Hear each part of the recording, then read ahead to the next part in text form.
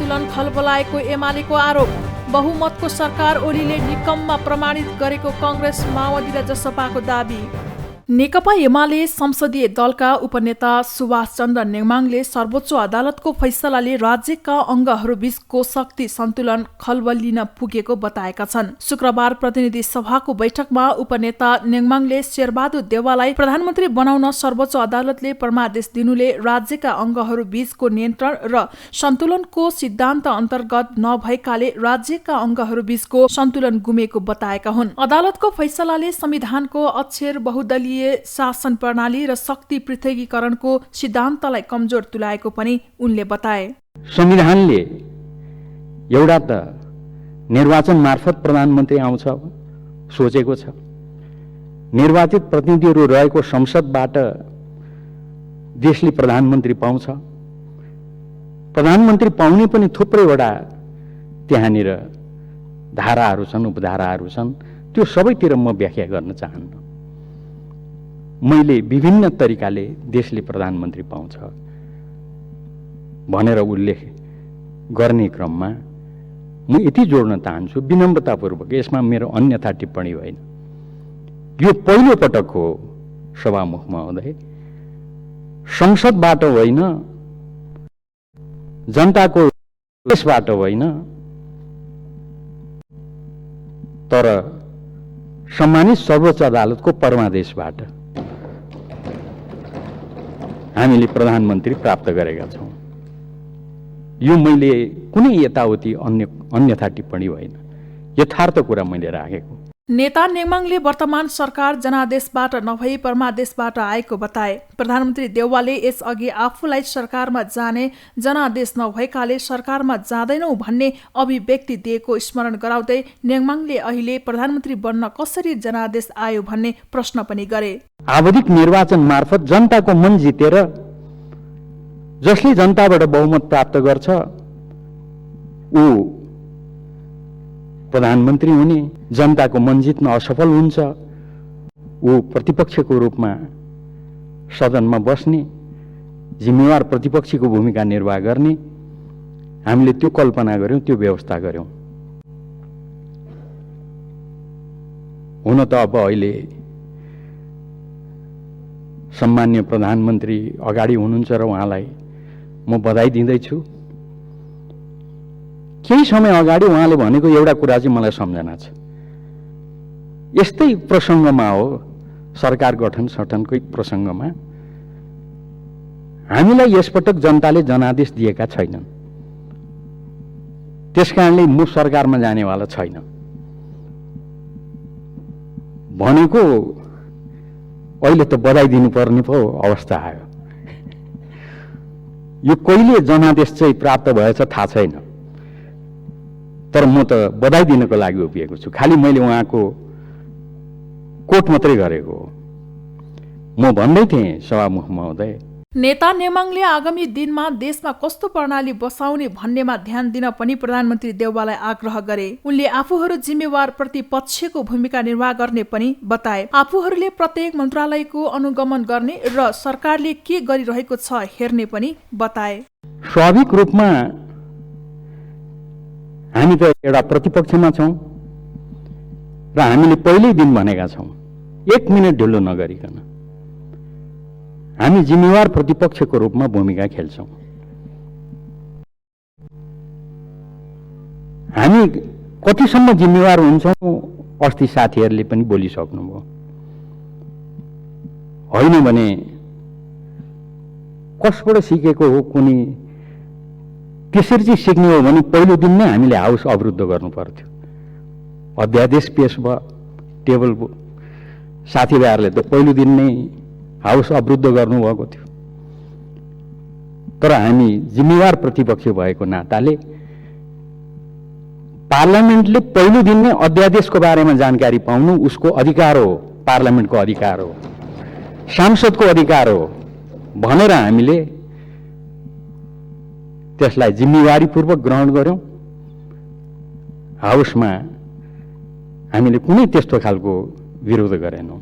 नेङमाङ विश्वासको मत दिने सम्बन्धमा नेपाली कांग्रेस लगायतका दलमा चाहिँ हुइप लाग्ने तर नेकपा एमालेलाई हुइप नलाग्ने अवस्था बनाइदिएको भन्दै कांग्रेसलाई अनुशासन लाग्ने आफूहरूलाई नलाग्ने भनेर प्रश्न गरे। नेङमाङले सरकारलाई छिट्टै पूर्णता दिनुपर्ने भन्दै विगतका सरकारले गरेका कामहरूलाई निरन्तरता दिन समेत प्रधानमन्त्रीलाई आग्रह गरे। संघीय सांसदको अधिवेशन अन्त्य गरेर अध्यादेश ल्याउने चर्चा चलेको भन्दै प्रमुख प्रतिपक्ष एमाले प्रधानमन्त्री शेरबहादुर देउवाको ध्यान आकर्षण गराए।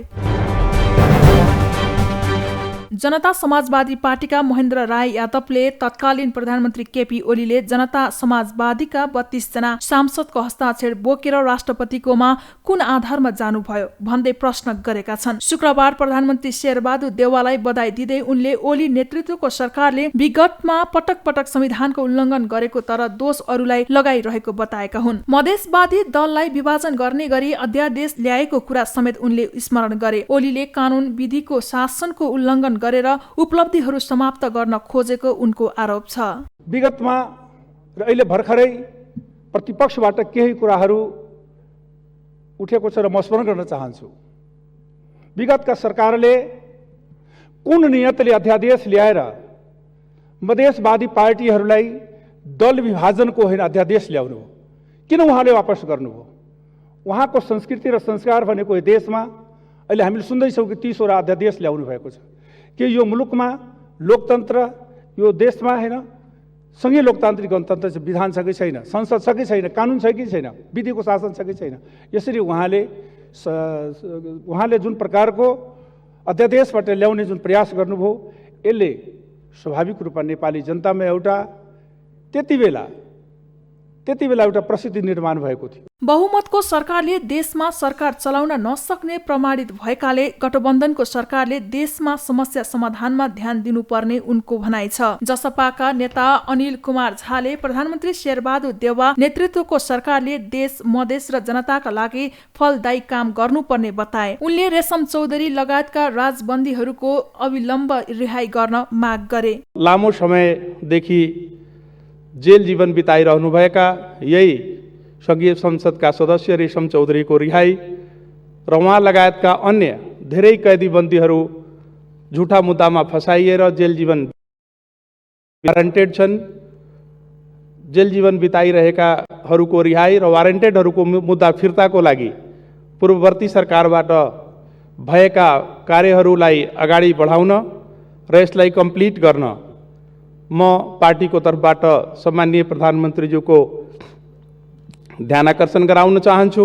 सरकारले सबै जनतालाई तत्कालै कोरोनाको खोप उपलब्ध गराउनु पर्ने र प्राकृतिक प्रकोपबाट पीडित जनताका लागि राहत दिनुपर्ने उनको भनाइ छ। राष्ट्रिय प्रजातन्त्र पार्टीका सांसद राजेन्द्र लिङदेनले संसदमा सत्ता राजनीतिको फोहोरी खेल प्रवेश गरेको भन्दै चिन्ता व्यक्त गरे। सत्ता राजनीतिको फोहोरी खेलबाट सबभन्दा धेरै ध्वंस र क्षति बिहोरेको पार्टीको एक मात्र यहाँ सदस्य म। अदालतको फैसलाको पक्ष र विपक्षमा यहाँ तर्कहरू उठिराखेको बेला मेरो मनमा चाहिँ के लाग्छ भने अदालतको यो फैसलाबाट फेरि यो संसदमा सत्ता राजनीतिको त्यो अस्थिर खेलले प्रवेश गर्यो र हाम्रो संसदभित्र चिरकालसम्म अब यो खेल अगाडि जान्छ। यो के मर्यो भन्ने कुरा होइन, काल पल्कियो भन्ने मलाई लागिराखेको छ। लिङदेनले एउटै पार्टीका सांसदले फरक फरक पार्टीलाई समर्थन गर्नुपर्ने अवस्था आउनु गलत भएको उनको भनाइ थियो। बुढी मरी भन्दा पनि काल पल्कियो भनेर पीर मान्नुपर्ने अवस्था बनेको गुनासो लिङदेनले गरे। नेपाली कांग्रेसका नेता प्रकाशमान सिंहले पार्टी सभापति शेरबहादुर देउवा संविधानको मर्म र भावना अनुसार नै प्रधानमन्त्री बनेको कुरालाई ढाकछोप गर्ने प्रयास नगर्न प्रतिपक्षी दल नेकपा एमालेलाई चेतावनी दिएका छन्। नेकपा एमाले अदालतको परमादेशबाट देउवा प्रधानमन्त्री भएको दावी गरिरहेका बेला प्रतिनिधि सभा बैठकलाई शुक्रबार सम्बोधन गर्दै कांग्रेस नेता सिंहले संविधानको धारा 76 को 5 राख्ने अनि देउवालाई अदालतको परमादेशमा प्रधानमन्त्री भएको भन्न मिल्छ भनी प्रश्न गरेका हुन्। उनले आफ्नो आफ्नै अकर्मण्यताका कारण निवर्तमान प्रधानमन्त्री केपी ओली सरकारबाट हट्न बाध्य भएको दाबी समेत गरे। शेरबहादुर देउवा नेपाली कांग्रेसको चाहिँ अन्तिम प्रधानमन्त्री भनेर भन्नुभएको थियो,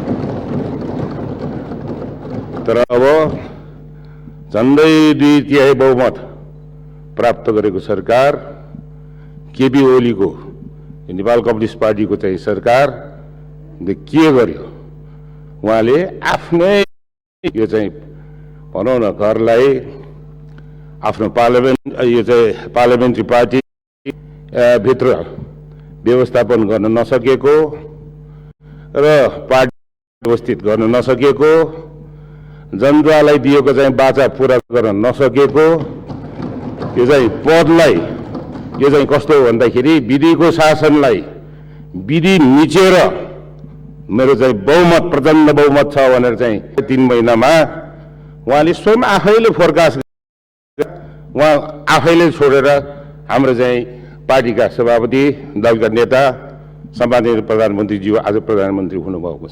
नेता सिंहले ओली नेतृत्वको सरकारले गैर जिम्मेवार काम गरेको उल्लेख गर्दै प्रधानमन्त्री देउवालाई त्यसबाट पाठ सिकेर अघि बढ्न पनि आग्रह गरे। उनले कोरोना खोपको आवश्यक व्यवस्थापन गर्न, मुलुकमा भाइरसकै रूपमा रहेको भ्रष्टाचारको अन्त्य गरी मुलुकको संकट समाधान गर्न प्रधानमन्त्री देउवालाई सफलता मिल्ने विश्वास समेत व्यक्त गरे। नेता सिंहले जनतालाई राहत दिने तथा संघीयतालाई संस्थागत गराउने गरी ल्याइएका विधेयकहरूलाई संसदबाट छिटो पारित गराउन पनि सरकारको ध्यान आकर्षण गराए। नेता सिंहले नेपालको परराष्ट्र सम्बन्ध सुधार्न पनि प्रधानमन्त्री देउवालाई सल्लाह दिए। दुई छिमेकी संघको सम्बोधन समेत कमजोर भएकोले सम्मान, व्यवहार र सन्तुलित सम्बन्ध राख्न प्रधानमन्त्री देउवालाई आग्रह गरेका हुन्।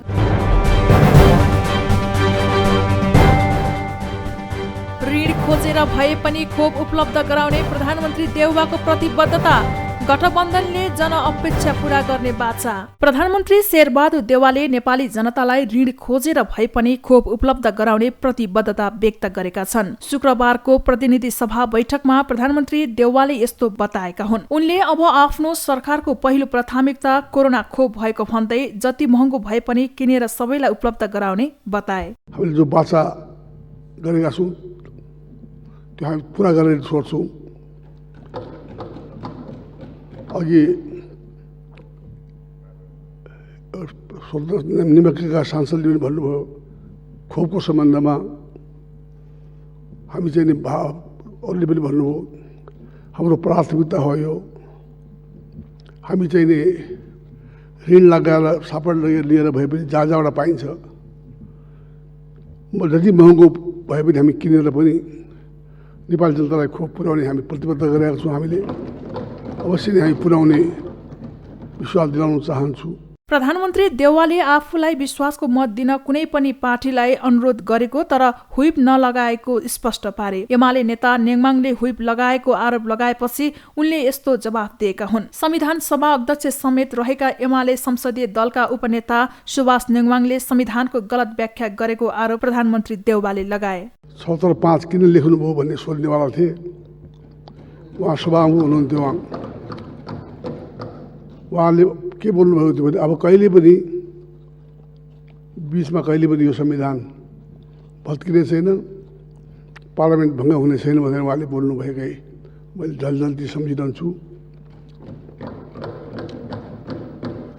अर्को कुरा, राष्ट्रपति स्वयंले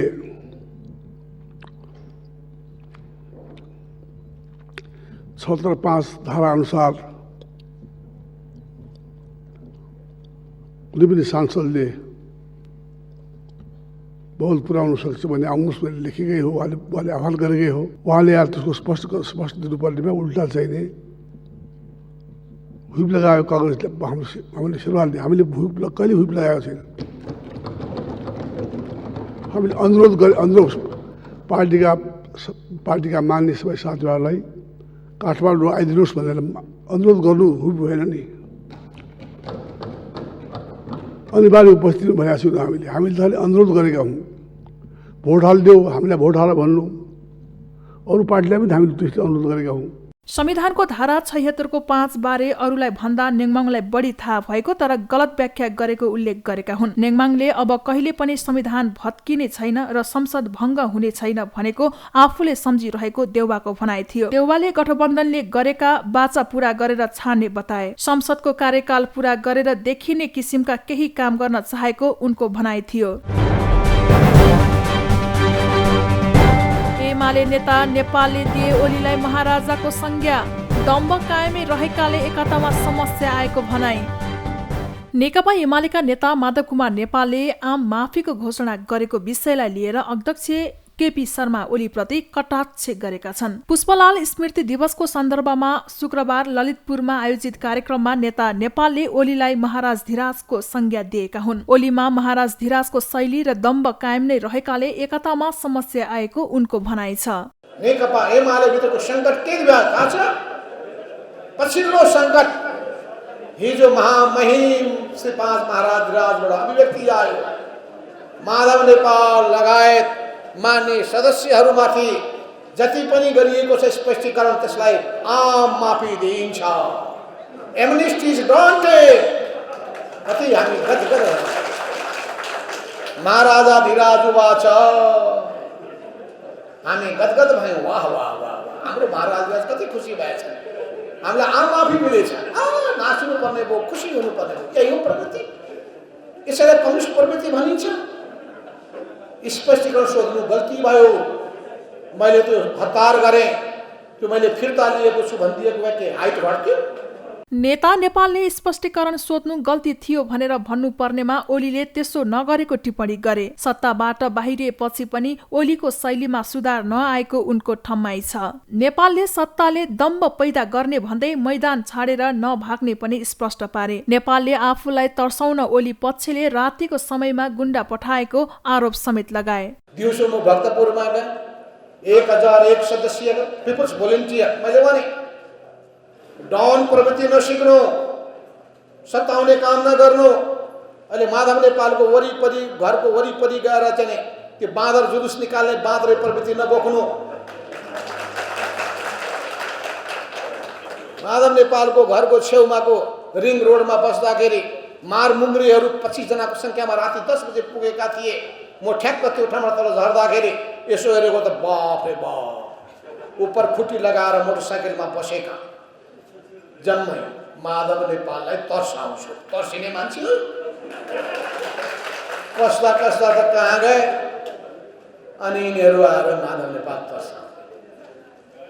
कोही तर्सिनेवाला छैन। हामी विशेष धातुले बनेका मान्छे। स्टालिनले भन्नुभएको छ कम्युनिस्टहरू विशेष धातुले बनेका हुन्छन्। यो सबैलाई चेतना भयो। त्यस हुनाले बादशाहलाई घोडाबाट तल झारेपछि बल्ल तै पनि हुँदो रहेनछ। त्यो अहङ्कार कस्तो हुँदो रहेछ भने उही अघिको प्रवृत्ति मैले भने धेरै बोल्न चाहन्न। ओली र उनी पक्षधरले तर्साउन खोजेर आफू र आफ्नो समूहलाई नतर्सिने उनको भनाइ थियो। आफूहरू विशेष धातुले बनेको उनले जिकिर गरे। माधव नेपालले पार्टीमा चुनौती आयो भन्दैमा आत्तिनु पर्ने अवस्था नभएको उल्लेख गरे। उनले साउन 3 गते गम्भीर षड्यन्त्र भएको भन्दै सबै कुराको गहिरो चिरफार हुनुपर्ने समेत बताए। नेपालले पार्टी अध्यक्ष ओलीलाई गफाडीको संज्ञा समेत दिए। उनले विश्वमा कुनै पनि व्यवस्था कमजोरी रहित नभएको भन्दै सबैले आफ्नो जिम्मेवारी पूरा गर्नुपर्ने बताए। नेकपा एमालेका अध्यक्ष एवं पूर्व प्रधानमन्त्री केपी ओलीले राष्ट्रपति विद्यादेवी भण्डारीसँग भेटवार्ता गरेका छन्। शुक्रबार ओली राष्ट्रपति भण्डारीलाई शीतल निवासमा करिब 45 मिनट कुराकानी भएको हो। समसामयिक राजनीतिक घटनाक्रमबारे राष्ट्रपति भण्डारी र एमाले अध्यक्ष ओली बीच कुराकानी भएको राष्ट्रपति कार्यालयले जनाएको छ। एमालेको राजनीतिमा प्रत्यक्ष चासो राख्दै आएकी राष्ट्रपति र ओली बीच पार्टी राजनीतिको पछिल्लो विकास क्रमबारे छलफल भएको बुझिएको छ। प्रधानमन्त्रीबाट हटेपछि ओली पहिलो पटक राष्ट्रपति भण्डारीलाई भेट्न शीतल निवास पुगेका हुन्। यसअघि असार 29 गते शीतल निवासमा भएको प्रधानमन्त्री शेरबहादुर देउवाको शपथमा समेत एमाले अध्यक्ष ओली अनुपस्थित भएका थिए। संसद र सरकारमा रहेका कम्युनिस्टलाई मिलेर जान साना दलको सुझाव। ओलीले संविधान चाट्न खोज्दा समस्या आएको उल्लेख। साना कम्युनिस्ट पार्टीका नेताहरूले संसद र सरकारमा रहेका कम्युनिस्टहरू मिलेर जान आग्रह गरेका छन्। 43औं पुष्पलाल स्मृति दिवसको उपलक्ष्यमा आयोजित नेपाली कम्युनिस्ट आन्दोलनको वर्तमान संकट र आगामी बाटो विषयक प्रवचन कार्यक्रममा उनीहरूले कम्युनिस्ट एकतामा जोड दिएका हुन्। कार्यक्रममा क्रान्तिकारी माओवादीका अध्यक्ष मोहन वैद्यले माओवादी अध्यक्ष पुष्पकमल दाहाल र एमाले नेता नेपाललाई प्रधानमन्त्रीको लोभ त्यागेर जनताको सेवामा लाग्न पनि सुझाव दिए। अध्यक्ष वैद्यले ओलीको कार्यशैली स्वेच्छाचारी देखिएको भन्दै यस्तो बुद्धिले कहिले रेल आउँछ भन्दै प्रश्न समेत गरे। नेपाली कम्युनिस्ट आन्दोलनलाई कसरी एकताबद्ध गर्न सकिन्छ, मूल विषय यही हो। त्यसकारण प्रमुख साथीहरूले धेरै धेरै कुराहरू राख्नुभयो। अब यो समय अलि थोरै भयो, तैपनि एकदम सकेसम्म छोटोमा राख्ने मैले कोसिस गर्छु। सबभन्दा पहिलो कुरा त कमरेड पुष्पलालको सन्दर्भमा हामीले पुष्पलाललाई किन सम्मान गर्छौँ र किन संस्मरण गर्छौँ, त्यसका धेरै धेरै पक्ष छन्। तर मुख्य पक्ष के हो भन्नुहुन्छ भने नेपालमा उहाँसहितका कमरेडहरूले उहाँको नेतृत्वमा पार्टीको स्थापना गर्नुभयो र कम्युनिस्ट पार्टीको, नेपाल कम्युनिस्ट पार्टीको घोषणापत्र निर्माण गर्नुभयो। पहिलो योगदान हो त्यो हो उहाँको। अनि त्यसपछि मार्क्सवाद, लेनिनवाद, माओवादी विचारधारा नेपाली कम्युनिस्ट पार्टीको, नेपाली कम्युनिस्ट आन्दोलनको एउटा विचारात्मक हतियार हुन्छ भनेर उहाँले त्यो भन्न पुग्नुभयो। दोस्रो योगदान त्यो हो। राष्ट्रिय जनमोर्चाका अध्यक्ष चित्रबहादुर केसीले 5 दलको एकताले संविधान र संसद जोगाएको बताए। जनता कोरोनाबाट बस्न खोप उपलब्ध गराउनु पर्ने बेलामा ओली नेतृत्वको सरकारले भोट मागिरहेको र संविधान च्यात्न खोजेपछि संघर्षमा जानु परेको उल्लेख गरे। चन्द नेतृत्वको नेकपाका नेता धर्मेन्द्र वास्तोलाले नेपालको राजनीतिमा देखिएको संकट कम्युनिस्ट आन्दोलनको संकट भएको बताए। सामन्त वर्गको हातमा रहेको सरकार अहिले दलाल र पुँजीपतिहरूको हातमा पुगेको उनको आरोप छ। नेकपा एमालेकी नेत्री अष्टलक्ष्मी साक्यले कम्युनिस्ट आन्दोलनमा अराजक शैलीको विकास भइरहेको गुनासो गरिन्। यो छलफल गरिरहँदाखेरि, यो कार्यक्रम गरिरहँदाखेरि 72 वर्ष भएछ, 72 वर्ष पुरा भएछ। नेपालको कम्युनिस्ट आन्दोलन स्थापना भएदेखि यहाँसम्म आइपुग्दाखेरि हामीले कम्युनिस्ट आन्दोलनको अब अलि मसिनो गरी समीक्षा गर्नुपर्छ कि भन्ने मलाई लागिराखेको छ। र आदरणीय मञ्चमा नेता कमरेडहरू हुनुहुन्छ, विभिन्न दलको राजनीतिक नेता कमरेडहरू हुनुहुन्छ, कम्युनिस्ट आन्दोलनमा सिंह जीवन दिनुभएका। अब उहाँहरूले बसेर साँच्चै नै कम्युनिस्ट आन्दोलनभित्र के कस्ता कमीहरू छन्, के कस्ता कमीहरू देखा परे र के उपलब्धि भए भन्ने कुराहरू लिपिबद्ध गर्नको लागि पनि एउटा महत्त्वपूर्ण छलफलको आयोजना गर्नुपर्छ भन्ने मलाई लाग्दछ। आजको कार्यक्रमले नै सम्पूर्ण कुराहरू उजागर हुनेछ र आउनेछ भन्ने मलाई त्यो खालको जनि विश्वास छैन। समय छोटो छ हामीसँग। लोकतान्त्रिक शक्तिहरू नेतृत्वमा आइरहेको बेलामा जनताहरू जहिले भ्रष्टाचारको शिकार बनेको र प्रताडित भइरहेको साकेको गुनासो थियो। सृजनाशील युवाहरूलाई किन बाँदर बनाएर सडकमा ल्याउनु भएको भन्दै प्रश्न समेत गरिन्। क्रियाशील सदस्यता छिटो टुङ्ग्याउन कांग्रेस पदाधिकारीको छानबिन समितिलाई निर्देशन, तल्लो तहको अधिवेशन सार्ने तयारी। नेपाली कांग्रेसले पार्टीको आसन्न 14औं महाधिवेशनको कार्यतालिका हेरफेर गर्ने तयारी गरेको छ। शुक्रबार काठमाडौँमा बसेको कांग्रेस पदाधिकारी र पूर्व पदाधिकारीको बैठकमा महाधिवेशन निर्धारित समयमै गर्ने गरी अन्य अधिवेशनको तालिका हेरफेर गर्ने सम्बन्धमा छलफल भएको हो। शनिबार बस्ने कांग्रेस पदाधिकारी बैठकमा आसन्न 14औं महाधिवेशनका लागि साउन 12 गतेदेखि सुरु गर्ने भनिएको पार्टीको तल्लो तहको अधिवेशन सार्ने गरी मिति तय गर्ने कांग्रेस नेताहरूले बताएका छन्। साउनको 12 गते सुरु हुने भन्ने तल्लो तहको अधिवेशनको प्रक्रिया केही जटिलतामा पुगेको छ र त्यसलाई सम्बोधन गर्न, त्यसलाई समाधान गर्न हामी कसरी छोटो र छिटो अवधिमा जान सक्दछौँ भन्ने बारेमा टुङ्गो गर्नका लागि पदाधिकारीको बैठक भोलि साउनको 9 गते बिहान 9 बजे फेरि हामी बस्नेछौँ। बैठकले क्रियाशील सदस्यता वितरणका सम्बन्धमा देखिएको समस्या समाधान पार्टी केन्द्रित कार्य समितिले मात्रै टुङ्गो लगाउने पनि स्पष्ट पारेको छ। पदाधिकारी बैठकले अनसन बस्दै आएका पार्टीका नेता कार्यकर्ताको माग तत्काल सुनवाई गर्न क्रियाशील सदस्यता छानबिन समितिलाई निर्देशन दिएको छ। धरना दिँदै आएकाको माग सुनवाई गरी शनिबार बस्ने पदाधिकारी बैठकमा पेश गर्न बैठकमा सभापति शेरबहादुर देउवाले छानबिन समितिलाई सचेत गराएका हुन्। पार्टीको महाधिवेशनतर्फ अगाडि बढ्दै गर्दाखेरि स्वाभाविक छ कि कहीँ कुनै जिल्लामा भएको कुनै निर्णय या निर्णय भएको अरे भन्ने आधारमा पनि साथीहरूले उजुरी राख्ने, फरक मत राख्ने, आफ्नो माग राख्ने, आफ्नो दबाब राख्ने। थलो भनेकै पार्टीको केन्द्रीय कार्यालय हो। त्यसैले केन्द्रीय कार्यालयमा साथीहरू बस्नुभएको जे धरना छ, जे अनसन छ, त्यसलाई पनि बैठकमा हामीले छलफल गऱ्यौँ र सभापतिजीले निर्देशन पनि दिनुभएको छ कि जो अनसनमा बस्नुभएको छ साथीहरू, उहाँहरूको जीवन प्रधान कुरा हो। त्यसकारणले आज नै उहाँहरूसँग सल्लाह गरेर उहाँहरूको विषयलाई पार्टीको तर्फबाट सुनवाई गरेर के छ उहाँहरूले उठाउनु भएको त्यसबारेमा चाहिँ केही छलफल गरेर भोलिको बैठकमा ल्याउनलाई पनि उहाँले निर्देशन दिनुभएको छ र यहाँहरूकोलाई जानकारी गराउँ कि नेपाली काङ्ग्रेस पार्टीको क्रियाशील सदस्यता छानबिन समितिले गर्ने निर्णयहरू पर थप प्रश्नहरू कहीँ उठ्दै गर्दाखेरि पनि त्यसलाई क्रमशः सुनवाई गर्दै सुन्दै एउटा निष्कर्षमा पुगेर जाने हाम्रो कर्तव्य छ। हामी त्यो दिशामा केन्द्रित छौँ, त्यसमा केन्द्रित रहनेछौँ। पदाधिकारी बैठकमा निर्वाचन समितिका संयोजक महादेव यादव र क्रियाशील सदस्यता छानबिन समितिका संयोजक रमेश लेखकले प्रारम्भिक प्रतिवेदन पेश गरेका थिए। दुवै प्रतिवेदनमाथि छलफल पश्चात शनिबार पूर्ण बस्ने पदाधिकारी बैठकले महाधिवेशन कार्यतालिका हेरफेर गर्ने सम्बन्धमा आवश्यक निर्णय गर्ने बताइएको छ। कांग्रेसले क्रियाशील सदस्यताको सूचीमा केन्द्रीय सभापतिबाट हस्ताक्षर भई केन्द्रीय निर्वाचन समितिलाई बुझाउने अवधि गत असार 30 गतेभित्र